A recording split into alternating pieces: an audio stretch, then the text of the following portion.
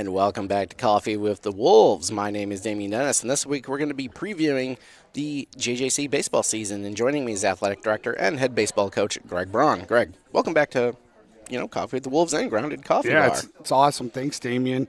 We were just kind of talking here at Grounded. It's what are we filming Wednesday? I can't remember what days it is, but a Wednesday morning, and this place is packed. We got a big puzzle game going on, or some kind of game. I mean, the community is out and about at this place. There's people from just getting their work in to just socializing. So they've been an awesome partner, and it's always great to come here and shoot this live. I'm glad live, but Yeah. But I'm glad, out in the elements, right? I'm glad you brought up Grounded Coffee Bar though, because of course we're sponsored by Grounded Coffee Bar. Hey everyone, it's a great day to get grounded. With locations in New Lenox and Frankfort, it's always a good time to stop by and try our seasonal drinks. Whether that's cherry as summer comes to an end or pumpkin as fall begins. We've also updated our hours to better serve you. We're open late on Fridays and Saturdays now until 9 p.m. Make sure you're following our socials. That's Instagram and Facebook for the latest updates on our specials and events so you don't miss out. Grounded Coffee Bar is a proud sponsor of Coffee with the Wolves and JJC Athletics. So, yeah, as you mentioned before the ad break there, kind of busy. Some days when we're recording here, it's not so busy. Some days it's super busy. Usually when I don't record on a Thursday, I bring the wife and the baby. But today I was like, we had to get the older one to school. Right. So I hear you as it goes. But, yeah, it's really hopping today out there, and hopefully we're not disrupting too many people. But it looks like everyone's just in that social world. Their bookstore's going. But this place is awesome. Like I said, they've been Rachel, Emma, they've just been such an awesome partner and appreciative of all they've done for our student athletes. Yeah. Including, Wolf of the Week, which for once, I'm not going to announce it still on the show, but I know before the recording for once who I'm doing. Well, that's good. But we'll keep things going the way they normally do. But we're here to talk baseball. The season starts, I think you said, in 16 days? 16 days from today, yeah. Going down to Vincennes, Indiana. As coach, I know you're excited. You're a baseball guy, so. Yep. Excited, but we're not ready yet. I kind of told the guys that the other day. We had a practice, and this is that part of the year of life in the Midwest, right? And I texted some of my coaches down south, Kansas, Nashville. I said, well, how's it feel? Because this is what we deal with every year with the snow, and actually talked to someone in North Carolina yesterday, and this is where we're at. So I am radar watching. There's a talk of scoreboard watching, but literally going, all right, maybe we could bump up a weekend, maybe we could bump it back. There's so much, but at the end of the day, it's about hitting the brakes and realizing this is a long season in the sense of games. So I told my guys, we're not playing next weekend. I don't care what it is. We're not ready. And we'll get there. And our pitchers still have about at least two more live throws to get them up. But, yeah, Vincennes, they're going to hit the 50s, but they probably got about 13 inches of snow on the ground, so we got to let that melt. But we're close. Actually here, up here in our area, should be mid-40s next week. I've already made some calls. We'll take the tarp off the field, hopefully with the snow melting tomorrow, and let our field dry, but we're going to try to get on a turf field. It comes fast. And in our spring sports, it seems like it's such a long time because if you remember, August 19th, first day of school, that's when we get together and been practicing throughout. So now it's just about go time. It's funny because I sometimes forget. I don't forget the weather here. I've pretty much lived and grown up in the Midwest my whole life, mostly Michigan. But, I was looking the other day, and this is Division I, top-level college, but I was looking at the University of Michigan baseball schedule. I'm like, why are they not playing a home game until March? And you just made me realize why. Because the only other time before coming here and covering, working with you, JJC baseball, the only other, college baseball I've touched was Auburn University, and that's Alabama. So, they're starting, right now, and it's like, well, okay, well, it makes sense. There's no snow on the ground. People don't realize this, too. NJCAA, our opening day for baseball was 2 Fridays ago. Yeah. So I know teams down there that got 6-7 games in already, and I always tell our guys, listen, they're still playing only 56. Yeah. And past 6-7 years, we've been top 5 in games played. So we play. It's just, where we're playing 6 to 7 games a week, they're got 2 or 3. Yeah. There's actually a big discussion now. They're trying to push Division One's trying to push back their opener. They open up technically this weekend, and they're trying to push it back at least a week because gotta get a little smarter. This is Yeah. I mean, it opens when opening or spring training starts for next week major leagues and but all the major league teams are down south. Yeah, they're out west. Listen, they're February 20th till March. They got a good 5 weeks down there in nice warm weather. So, but it's something we've been accustomed to. We've had but we kind of we've been spoiled. We've had great winters. I mean, we've been on the field by this time, and so we'll be okay. It's just a part of the process. Now, when's your first home game? March 3rd. Okay. So now I asked because actually no, check that. It's Saturday, February 28th. Yes. We actually host Illinois Valley. We always usually host them, and so it's that Saturday.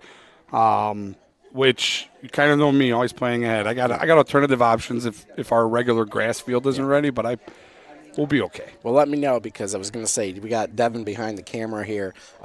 We got this new camera. It's not just for streaming and recording this. It's also so we can take photos when I'm not available because I got my own camera gear. Devin, he's going to be at that Get game. out there. You can come on in. We got a couple of heaters in the dugout. We spoil. Oh, yeah. I always laugh because I'm usually me or Coach Nick or Scott, like, we're the coldest. We're not doing anything. Yeah. The guys are moving around. But, so, I mean, we're right about there. Yeah. I want to talk a little bit about some of your student athletes. I have no names, but I want to ask you, let's start with your returners, your sophomores. Who's returning that you see making an impact for this team? Well, our returners are going to be the absolute foundation for this team this year on what we're bringing back. Last year's team had a very successful season, but they certainly know that there's a lot of unfinished business. There's still a pit in their stomach, just kind of adversity, and it is overcoming it. But that was then. We can't. We're starting off right away. Our whole infield's back, but our returning All-American Isaiah Rhodes is coming back at first base. Isaiah hit 400 last year. Yeah. I talked to a lot of four-year schools. I said this guy had 193 plate appearances and had 8 strikeouts, and that's in the 3 and the 4 hole, right? And of the lineup. So Isaiah's been a captain since this fall. He's the pillar of our program. He's the leader. He is such a quiet leader, but he does such big things. So, huge year. And I talked to him about that, like, don't let the pressure exceed it. It's a privilege, and he's aware of it and can handle it. On the mound, Holden Baracus, Daniel Police in that rotation. Yeah. They're coming back, kind of those dudes who had I think they had over 100 innings on the mound. That's huge. So they're coming back with a year of experience on them.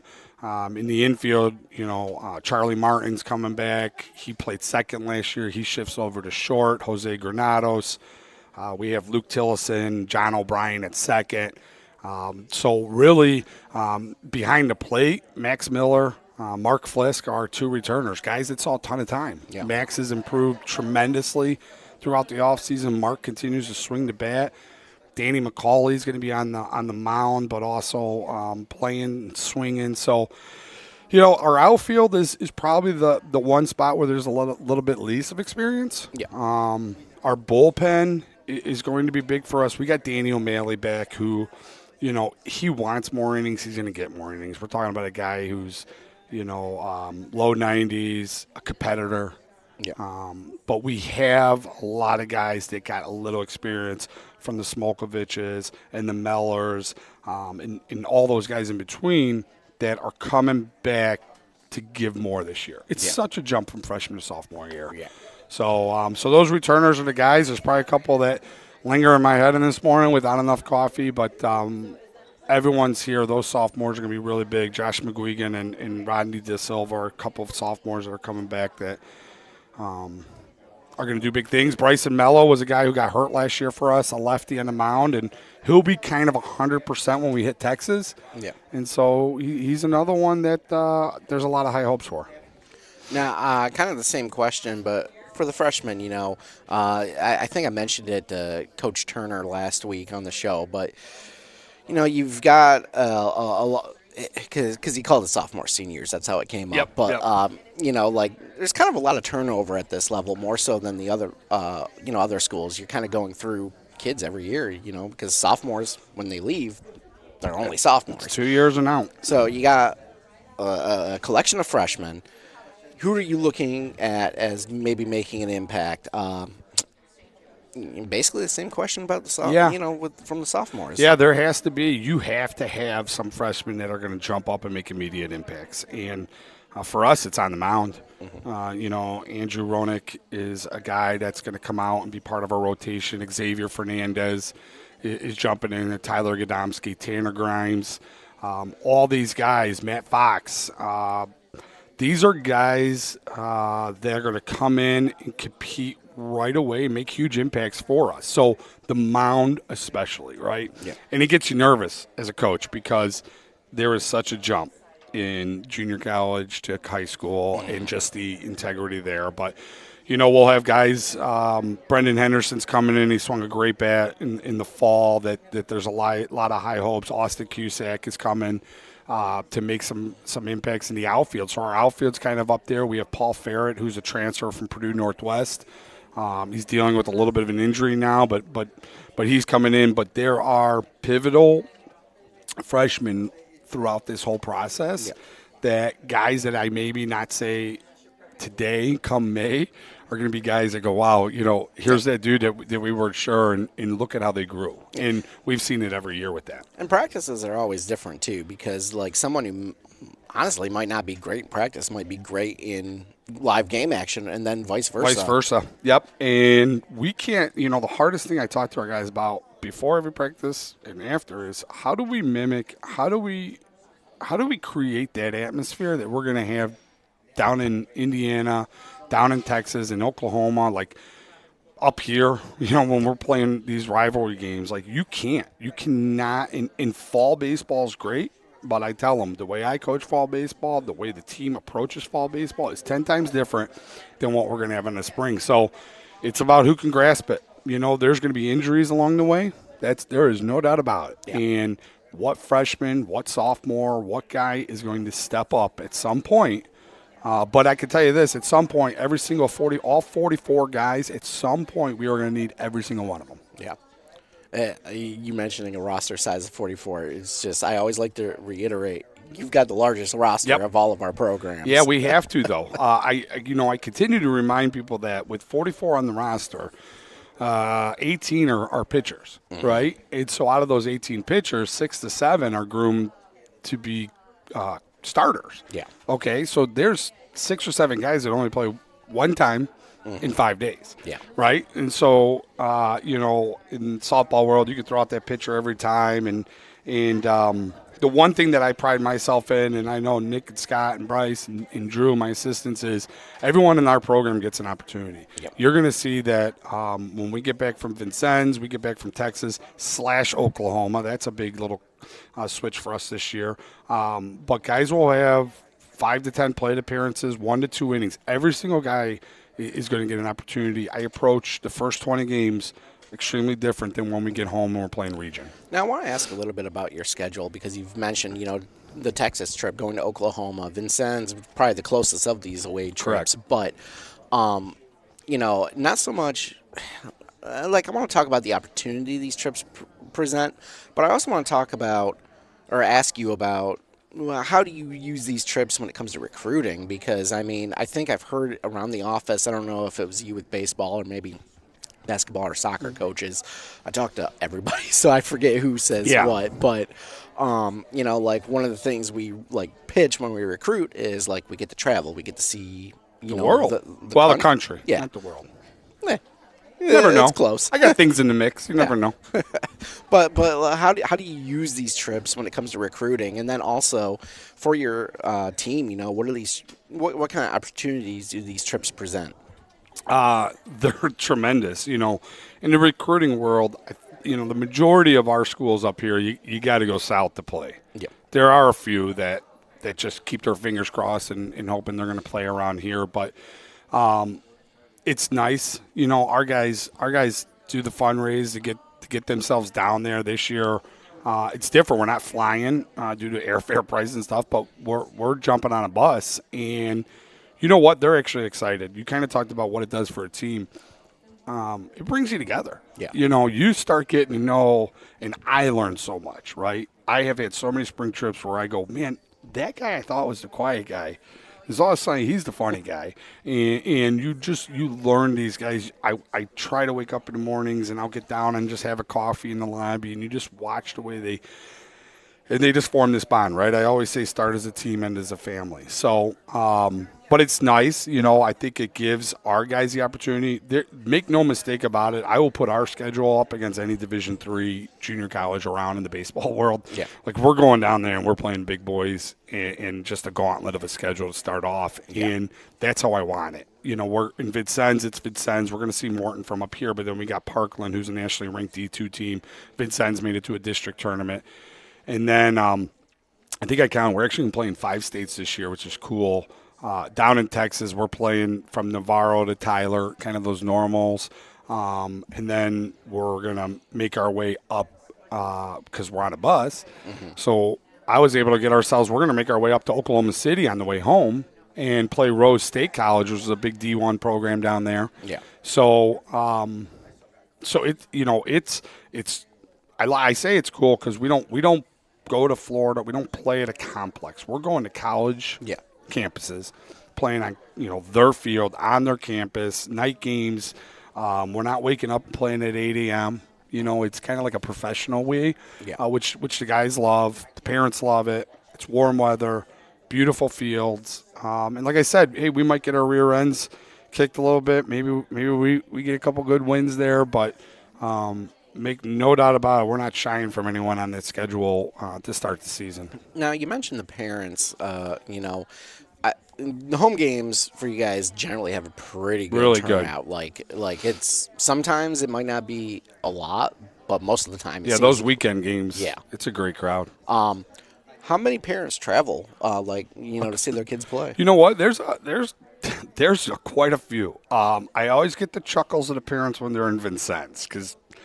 It's not the warmest of weather, and they're going, "Hey, coach, they got blankets wrapped around them," and say this. It's supposed to be warm, but the Texas trip, you'll see. Gosh, we've had.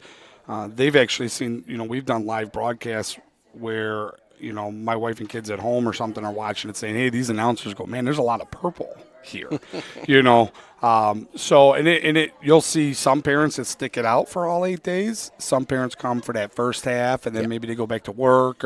And one thing I do try to do my best is I'll say, hey, are your parents here the whole time or not? And I want mom and dad, whoever, to have an opportunity to say, hey, I watched my son play, a little bit of a game in Texas or something. If they're going to make that trip, they deserve to, pitching, it's a little harder, right? But in the position player route, it works out well. So we have a huge backing. I think one of the best things we do is when we recruit players, we recruit families. Yeah. And so moms and dads, they're all part of it. It's all part of the process.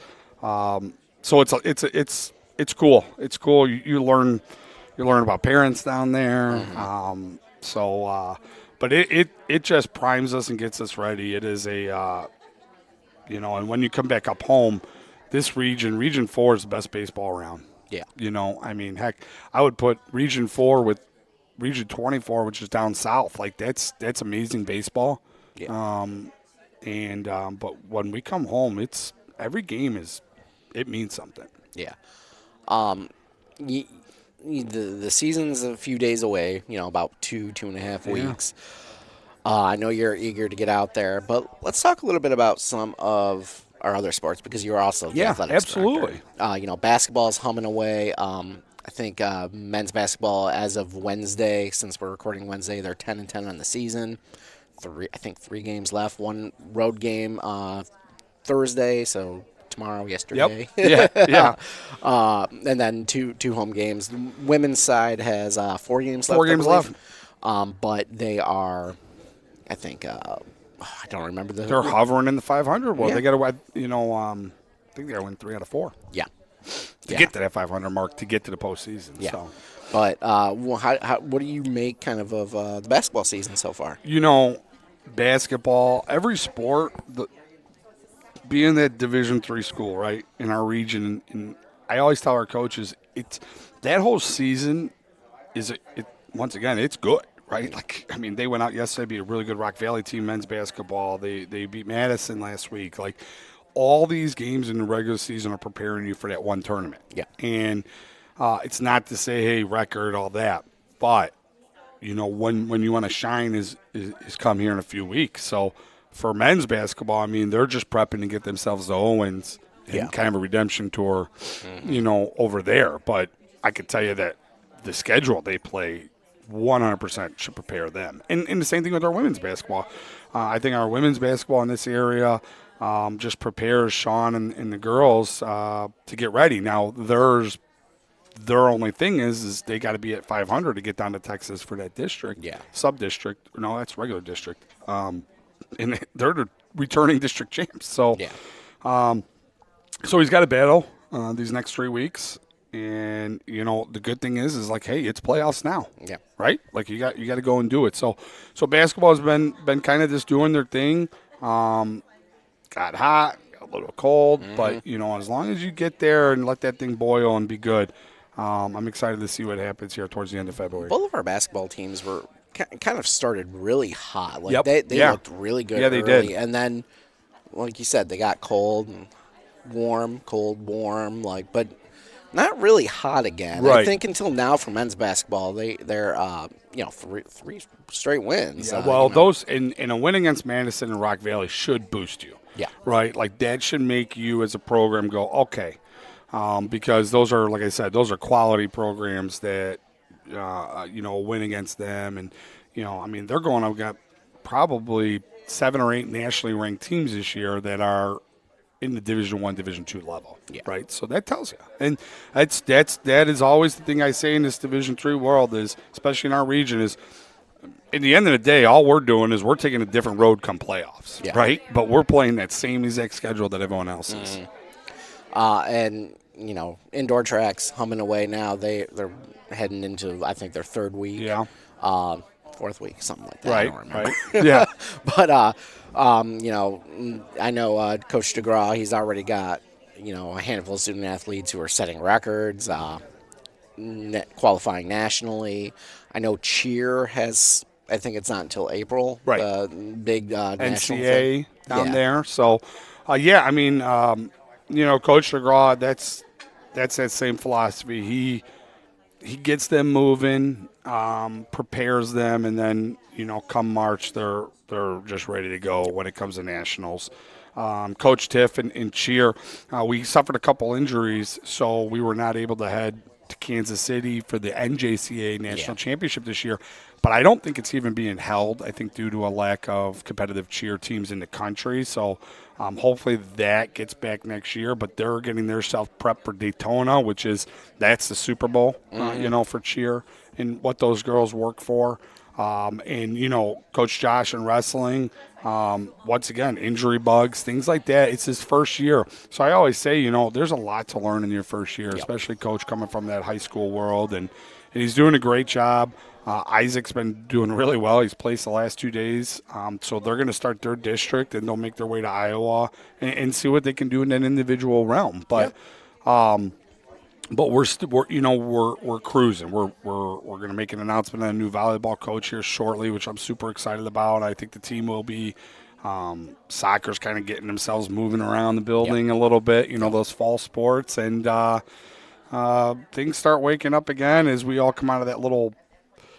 December and January, we're all just in this.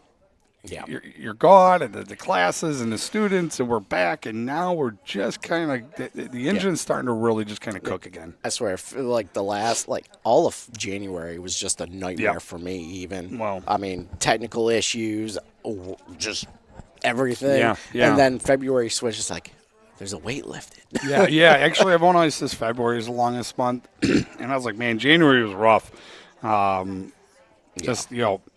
family and all that, but we all got through it, right? So now we're turning that corner. The sun's staying out every hour, every minute, little, and we're almost there. So it's exciting, and we're looking forward to all of that. Yeah. Now, I know I don't know how much time we've recorded now. That's It's all got to right. be at least the 20-minute We're mark. good. Yeah, we had a technical issue there. Mentioning technical issues. I forget how long these battery camera, the battery life lasts. But we have that. I showed you the plug-in one. I just didn't bring it here, but luckily I borrowed my camera. Technology, baby. Anyway, we were talking the Super Bowl. Yeah. You got the Seahawks. Yeah, well, I was going back to Graw. I mean, Coach Graw, he likes the Patriots because they're good again. Yeah. And then he goes to the Browns, and then all of a sudden he's rooting on the Bears when it's Bears time. So, that's all a grain of salt. But, I just think the Seahawks are a better team, too. So, I just – Seahawks are probably the better team. I wasn't thinking about it for you, but I have replica Super Bowl rings for the Patriots because unlike Coach DeGraw, I've been a Patriots fan for most of my whole life, so I was going to wear one of them, but I'm like, wait, why? So I left it at home. No, and I like the Sam Darnold story. I think it's cool. Minnesota's like, nope, we don't want you, and then he comes and he's doing good things. So, but. I like it's good to see a couple new teams, but then it's like, well, they're not really new teams because I've seen them in here before. So they're at least new faces. Right. Like it's not Tom Brady. Like even me, I like Tom Brady, but like, hey, stop. Well, that's probably about a good 2-hour conversation if you want to get with me and who the real GOAT is. I can. Dan Marino. There's I got about a list, but we'll just keep our comments there. Well, what are you going to be doing for the Super Bowl? I'm going to be working. I'm sitting at home, right where I want to be. This weekend and then next are my last. They're like last 2 weekends of freedom before freedom, baseball. right? Yeah, my 2 little boys, and my wife certainly knows that because when baseball season starts, she is the rock star, and really she always is. But life gets fun for her too because when I'm gone on the weekend, she's got to get the boys to baseball or whatever it is. So. Yeah, we just signed Mara up for soccer, and we discovered there's like peewee soccer. So like. Our littlest one, who's only going to be 18 months. Like, hey, we'll put her in soccer too. Run at the ball, right? Yeah. But anyway, Greg, thank you for joining me here on Coffee with the Wolves. Apologies for the minor technical issue, but we end as always on Wolf of the Week. Coffee with the Wolves is presented by Grounded Coffee Bar, and we'll see you next week.